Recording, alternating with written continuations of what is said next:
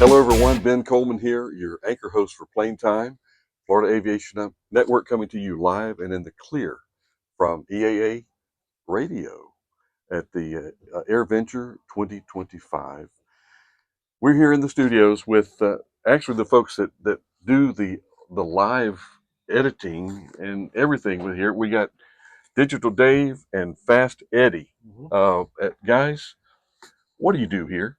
As little as possible. Well, that's a given. That the word's already out. Our Ramona. segment is called Hot Start. It's a 2-hour live show. We do 8 interviews in 2 hours, and a lot of it is like wing it completely because sometimes we get guests we don't even know what the subject matter is going to be. Like you guys. Yeah, and just take off and go. So.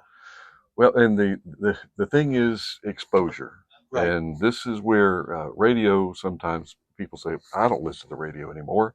Well, why not? Because it probably hasn't been anything worth listening to in a while.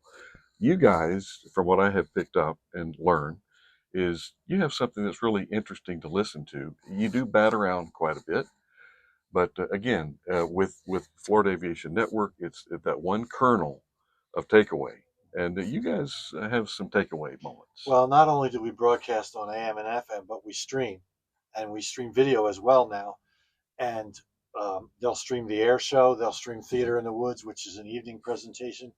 And then in the overnight, they broadcast what we did all day because people around the world listen to it. Several years back, one of the internet stats on our audio stream, we weren't video streaming at the time, was 220,000 hits all around the world for that 1 week.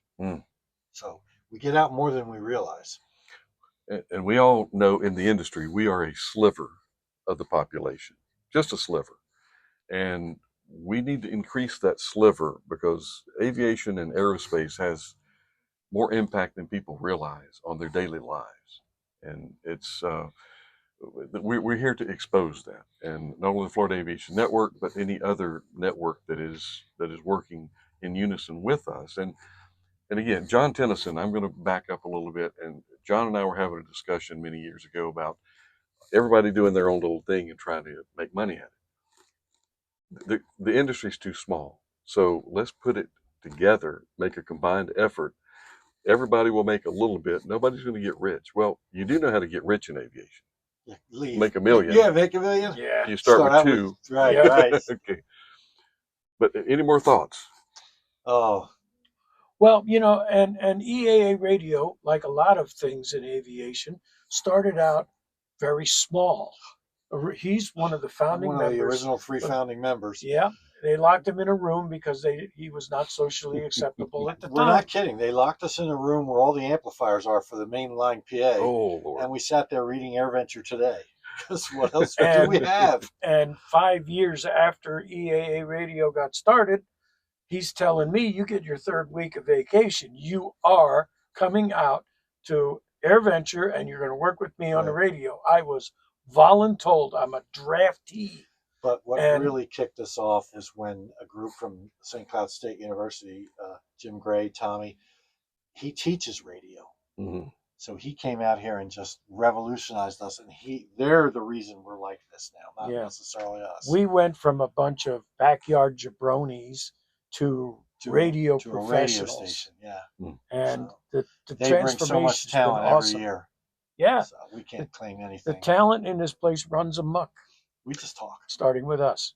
Dave Schaubatter. Do you know of Dave Schaubatter? No. That's Sun and Fun Radio. Okay. Yes, I've got to get down there one of these years. Yeah, I've heard. You really do. It doesn't have the mass expanses of AirVenture, but it has the grassroots, family, kid-oriented aspects of aviation and aerospace, and it's Gene Conrad's doing a great job down there running that. And I'd love to go see, but I'm not. I don't want to intrude. Florida Aviation Aerospace Academy and the Aerospace Center for Excellence is what they started there at the museum, and they've done a great job. James C. Ray was the benefactor that put in. I think he started with $7 million. He threw $7 million on the table, said build a high school. They built a high school, and Polk County, it is a high school that's recognized, and they take the cream of the crop and I think they're up to over 100 pilots that they've turned out of high school. That's fantastic. Yeah. So that's why we just talked to Sean D. Tucker and the Bob Hoover Flight Academy, the school, and Sean is all over building young aviators, and he'll take a blob of just nothingness, and if they have an inkling of the glimmer in their eye, they look at the airplane and ooh, uh, he will turn them into a pilot. All they got to do is put forth the effort, and in most cases they'll even pay for it. So it's sweeping hangar floors, pumping gas, and Whatever it takes. That's that's it. fantastic. I hate to cut this short, guys, but they need the studio back. Why don't we just cut this short and end it now? And thank you very much for your time and efforts. And I will. It's great to meet you. You Thank as you. well. Ben, you Eddie, take care. you as well. And tell you what, we're going to cut this interview short because they need to get the studio, and we're going to go talk to someone else here on the field. Ben Coleman, see you later.